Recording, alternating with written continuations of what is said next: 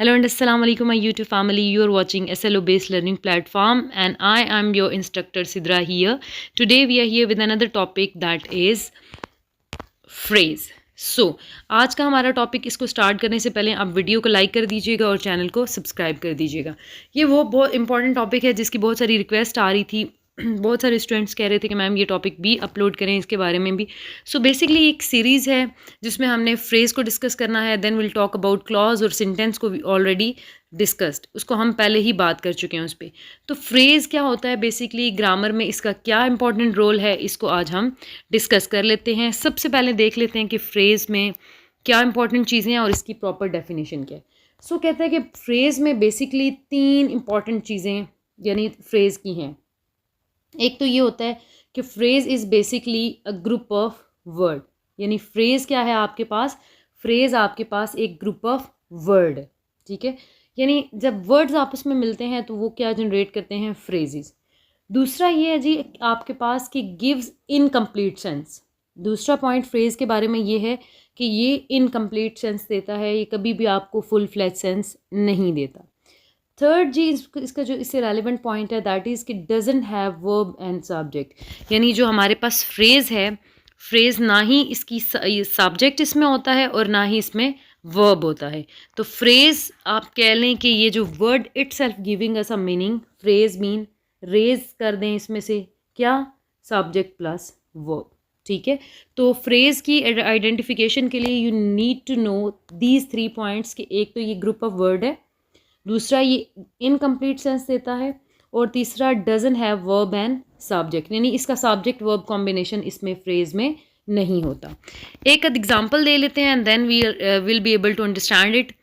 हमारे पास first example है, he submitted the paper at the last moment. अब ज़रा देखिएगा, ये एक अप्रोप्रिएट एग्जांपल है। With the help of that example आपको ये सारी कहानी समझ आ जाएगी फ्रेज़ की। अब देखिएगा, he submitted the paper, he subject verb and then object, ये तो होगी एक अलग से कहानी, ठीक है। ये तो हमारे पास पूरा सेंटेंस हो गया, फुल फ्लेज मीनिंग दे रहा है। अब ये हमारे पास ऐसे वर्ड्स हैं जो कि हमें इनकम्प्लीट सेंस दे रहे हैं, ठीक है। इसमें ना तो सब्जेक्ट है और ना ही वर्ब है। अब हमारे पास ये वाला जो पार्ट है, this part of sentence is our phrase, ठीक है। क्योंकि फ्रेज में हमने तीन बातें पढ़ी हैं। एक तो ये कि इसमें सब्जेक्ट वर्ब कॉम्बिनेशन नहीं होता, दूसरा कि इनकम्प्लीट सेंस देता है, तीसरा कि इसमें तीसरी जो है इसमें ये जो इसका मेन पॉइंट था कि ग्रुप ऑफ वर्ड है, ठीक है। तो अब देखेंगे ग्रुप ऑफ वर्ड्स, ये वर्ड्स का ग्रुप बन गया ये पूरा। सब्जेक्ट वर्ब भी इस पार्ट में नहीं है और it is giving us incomplete sense. So therefore this part of sentence is called as a phrase. Next है, he left without saying good bye. यहाँ पर ज़रा देखिएगा, ही सब्जेक्ट लेफ्ट वर्ब, तो जो हमारा रिमेनिंग पार्ट है that is without saying good bye. तो ये जो हमारा पार्ट है, this part is our phrase, ठीक है। क्योंकि ना तो सब्जेक्ट है और ना ही वर्ब का कॉम्बिनेशन है और ये हमें इनकम्प्लीट सेंस दे रहा है, दूसरा ग्रुप ऑफ वर्ड भी है, तो दिस इज़ आर फ्रेज, ठीक है। तो बेसिकली ये हमारे पास था फ्रेज। फ्रेज क्या है, group of word which does not gives us a complete meaning, दूसरा सब्जेक्ट एंड वर्ब कॉम्बिनेशन नहीं होता, ठीक है। अब फ्रेज़ की कुछ टाइप्स हैं जी, देख लेते हैं। फ्रेज़ में हमारे पास नाउन फ्रेज़ आ जाएगा, then we are having adjective phrase, ठीक है, adverbial phrase, verb phrase and preposition phrase, ठीक है। तो ये हमारे पास थी काइंड्स फ्रेज़ की। वन बाय वन डिस्कस करते हैं। ये सारे वो पार्ट्स ऑफ स्पीच हैं that we have studied in detail, बहुत डिटेल में इनको कर चुके हैं। पूरी हमने पार्ट्स ऑफ स्पीच की एक सीरीज़ की थी, उसका जो लिंक है वो भी मैं पिन में डाल दूंगी। आप इसी चैनल के डिस्क्रिप्शन बॉक्स में वो पिन का देख के लिंक, तो आप उससे डिटेल ले सकते हैं, ठीक है।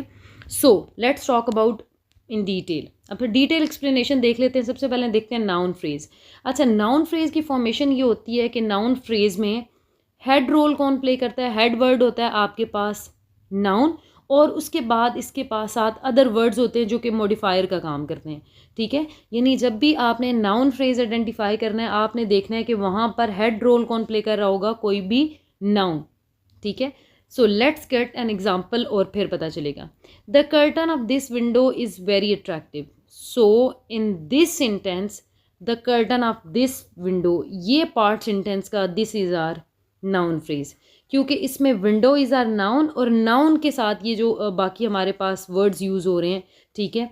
तो ये the curtain of this window, अब इस विंडो का कर्टन क्या है, उसे नई इन्फॉर्मेशन पूरी। अगर ये सपोज ये वाला जो पार्ट है हम इसको फुल फ्लैज ओमिट कर दें, सिर्फ हमारे पास ये पार्ट रहे, तो ये एक तो हमारे पास फ्रेज, इसने हमें इनकम्प्लीट मीनिंग दिया, दूसरा ये ग्रुप ऑफ वर्ड, ठीक है, और तीसरा सब्जेक्ट वर्ब कॉम्बिनेशन नहीं है। तो ये हमारे पास क्या है, और इसमें हेड रोल कौन प्ले कर रहा है, नाउन, दैट इज़ विंडो, ठीक है। तो ये आपके पास क्या है, this example is the example of noun phrase. Next है हमारे पास जी एडजेक्टिव। एडजेक्टिव क्या होता है, किसको मॉडिफाई करता है, वी ऑलरेडी स्टडीड कि हमारे पास एडजेक्टिव जो है basically this modify a noun, ये किसको मॉडिफाई करता है, नाउन के। यानी एडजेक्टिव क्या है, बेसिकली एडजेक्टिव एक कॉम्प्लीमेंट होता है जो नाउन के बारे में होता है, it can be good can be bad.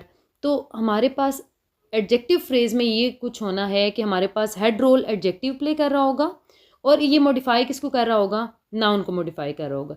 So let's gets an example, देख लेते हैं इसकी एग्जाम्पल जी। इसकी एग्जाम्पल है जी, the house looks so gloomy and horrible, यहाँ पे आना चाहिए ग्लूमी, ठीक है, ग्लूमी एंड हॉरेबल। अब यहाँ पे सो ग्लूमी एंड हॉरेबल ये क्या है, basically these are the words, ठीक है, ये हमारे पास एडजेक्टिव्स हैं, और ये मॉडिफाई किसको कर रहे हैं, they are these are modifying a noun, ये नाउन को मॉडिफाई कर रहे हैं, और नाउन हमारे पास क्या है यहाँ पे, हाउस, ठीक है। So we have studied in detail कि एडजेक्टिव का फंक्शन ये होता है कि एडजेक्टिव मॉडिफाई करता है, एडजेक्टिव किसको फर्दर मोर कॉम्प्लीमेंट करता है, हमारे नाउन को। तो सो ग्लूमी एंड हॉरेबल, एक तो ये इनकम्प्लीट मीनिंग, अगर हम सपोज सिर्फ ये वाला पार्ट देखें, लेट, अगर हम सपोज सिर्फ ये वाला पार्ट देखें, इस पार्ट को फॉर टाइम बिंग हम ओमिट कर दें, रेज कर दें, तो ये देखें so gloomy and horrible, so gloomy and horrible क्या है, हाउस, दैट इज नाउन, ठीक है। तो ये पार्ट आपका क्या कहलाएगा, this is the adjective phrase जो कि मॉडिफाई कर रहा है हाउस को, and house is your noun, ठीक है। नेक्स्ट आ जाते हैं जी, बात कर लेते हैं कि एडवर्ब फ्रेज क्या होती है। सो बेसिकली एडवर्ब जो है ऐड करती है किसके मीनिंग में, वर्ब की, यानी एडवर्ब किसको मॉडिफाई करेगी, हमारी वर्ब को, ठीक है। तो एडवर्ब फ्रेज की फॉर्मेशन कुछ इस तरह से है कि हमारे पास सबसे पहले हेड रोल कौन प्ले करेगा, एडवर्ब वर्ड होगा, और उसके साथ अदर वर्ड्स होंगे जो कि मॉडिफायर होंगे, ठीक है, other words that would be playing the role of modifier, ठीक है। तो ये एक हमारे पास एडवर्ब, और एडवर्ब किसको मॉडिफाई करता है, वर्ब को मॉडिफाई करता है, ठीक है। So let's have an example, he lives in Karachi once upon a time, he lived in Karachi आएगा, ठीक है, यहाँ पे आना चाहिए he lived in Karachi once upon a time. So यहाँ पर हमारे पास जो टाइम है बेसिकली वो क्या है, वंस अपॉन अ टाइम हमारे पास एक ऐसी फ्रेज है जो कि एडवर्बियल फ्रेज है, जो कि हमें एक प्रॉपर एक एक्शन के बारे में बता रही है, और एक्शन हमारा क्या है, लिव्ड, ठीक है। तो ये जो हमारे पास अंडरलाइन पार्ट है, this underline part is also called as our phrase, and what sort of phrase, this is our adverbial phrase. So let's have another example, she has not come to college, ठीक है, यहाँ पे आना चाहिए she has not come to college because of fever.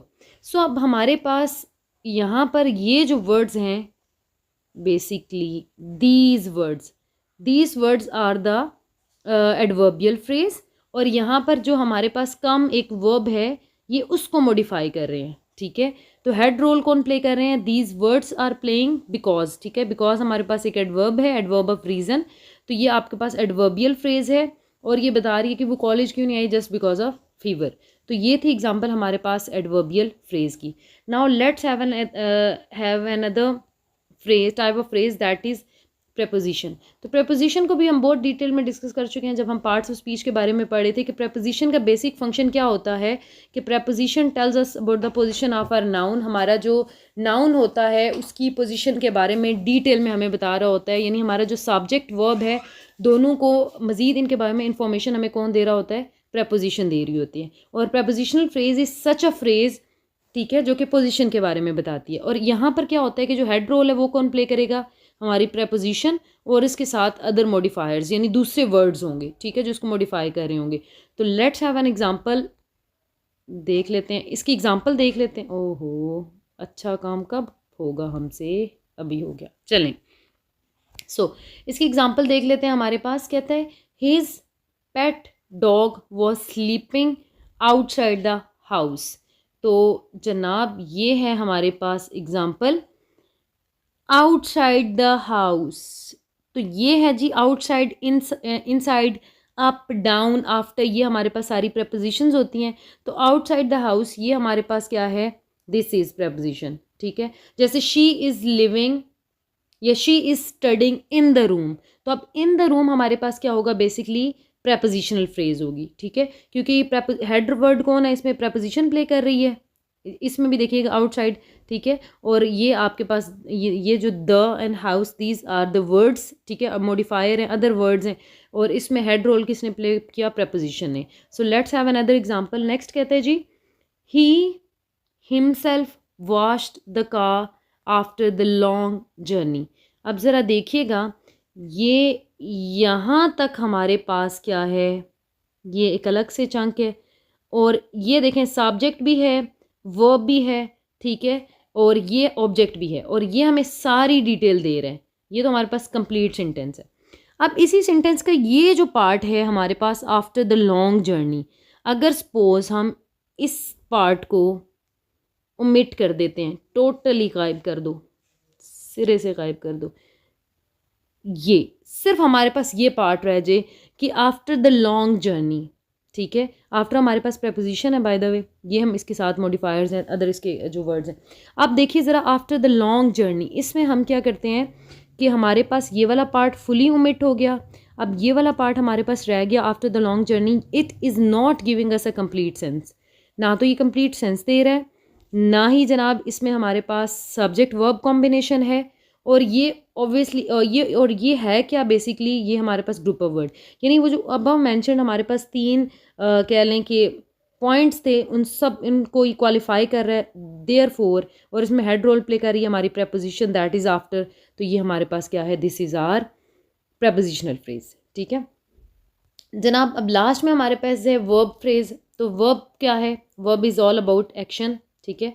Verb क्या है, हमारा action है, और हमारे पास जो एक्शन वर्ड होता है दैट इज़ वर्ब। अब वर्ब फ्रेज में हमारे पास क्या होगा कि हेड रोल कौन प्ले कर रहा होगा, ये verb, that would be playing our head role, और इसके साथ दूसरे वर्ड्स होंगे जो कि मिल बैठेंगे और बन जाएगा वर्ब फ्रेज, ठीक है। सो वर्ब फ्रेज को थोड़ा सा डिटेल में एग्जांपल देख लेते हैं। कहता है my sister is painting a beautiful flower. So is painting, ये आपके पास क्या है, this is your what, verb phrase, ठीक है। This is your verb phrase, क्योंकि इसमें वर्ब आ रही है और इनकम्प्लीट इज पेंटिंग, ठीक है। इसी तरह आपके पास जो नेक्स्ट है, she has been waiting for 2 hours, ऐसा आना चाहिए, ठीक है। अब ज़रा यहाँ पे देखिएगा, हैज़ बीन वेटिंग, ना मसला करें प्लीज़, ना मसला करें, मेहरबानी तेरी। अच्छा चलें, she has been waiting for 2 hours, तो यहाँ पर ये जो आपके पास है हैज़ बीन वेटिंग, ये आपके पास क्या है, this is the perfect example of verb phrase, ठीक है। तो ये आपके पास वर्ब फ्रेज है। तो ये था जी हमारा आज का टॉपिक, जिसको हमने बहुत डिटेल में देखा कि हमारे पास वर्ब क्या होती है, सॉरी हमारे पास फ्रेज़ क्या होती है। फ्रेज़ की ये 3 points we studied in detail कि फ्रेज़ में ग्रुप ऑफ वर्ड्स होता है, इनकम्प्लीट सेंस हमें ये देती है, और इनमें सब्जेक्ट वर्ब कॉम्बिनेशन नहीं होता। उसके बाद एग्जांपल्स देखी, फिर हमने टाइप्स पढ़ी, और ये टाइप्स में जितनी भी हमारे पास नाउन फ्रेज़ हो गया, एडजेक्टिव, एडवर्ब, इन सब को हमने डिटेल में देखा कि किस तरीके से नाउन फ्रेज़ में नाउन हेड रोल प्ले करती है, एडजेक्टिव में एडजेक्टिव करती है, एडवर्ब में एडवर्ब करती है, और इसी तरह ये जो बाकी हमारे पास रह गई हैं, सो इनकी डिटेल हमने देखी। तो ये था जी हमारा topic, that was very much important. ये आपका बेसिक टॉपिक है, बेस है आपकी ग्रामर की। आपको फ्रेज़ आता हो तो you will be able to know about clause, ठीक है। यानी एक पूरी हिरार्की चलती है, और इस हिरार्की में आपके पास फ्रेज़ के बारे में आपको नॉलेज लेना लाजमी है। इसी तरह क्लॉजेस क्या होती हैं। अब एग्ज़ाम में अगर आपको पता है कि आपकी नाउन फ्रेज़ क्या होती है, आपकी वर्ब फ्रेज़ क्या है, एडजेक्टिव फ्रेज़ क्या है, प्रेपोजिशनल फ्रेज़ क्या है। तो जनाब कोई सा भी आपको एमसीक्यूज़ उठा के दें, you will be ready to attempt it, आप उसको फ़ौरन से पहले कर लेंगे। तो इसी तरह क्लॉज़ेज़ के बारे में नॉलेज लेना वो भी बहुत इंपॉर्टेंट है। तो इंशाल्लाह हमारी जो कमिंग वीडियोज़ होंगी we will be talking about about clauses and the rest chunks इंशाल्लाह। सो इस टॉपिक के बारे में कोई भी क्यूरी है, किसी किस्म का कोई क्वेश्चन है, आप कमेंट बॉक्स में मुझसे पूछ सकते हैं। इंशाल्लाह I will be there to answer you. ठीक है, तो चैनल को सब्सक्राइब करें, वीडियो को लाइक करना ना भूलिएगा, पूरी वीडियो देखिएगा तभी आपको ये पूरा टॉपिक अच्छे से समझ आएगा। इंशाल्लाह हाजिर होते हैं अपनी नेक्स्ट वीडियो के साथ। Till then take care and अल्लाह हाफिज़।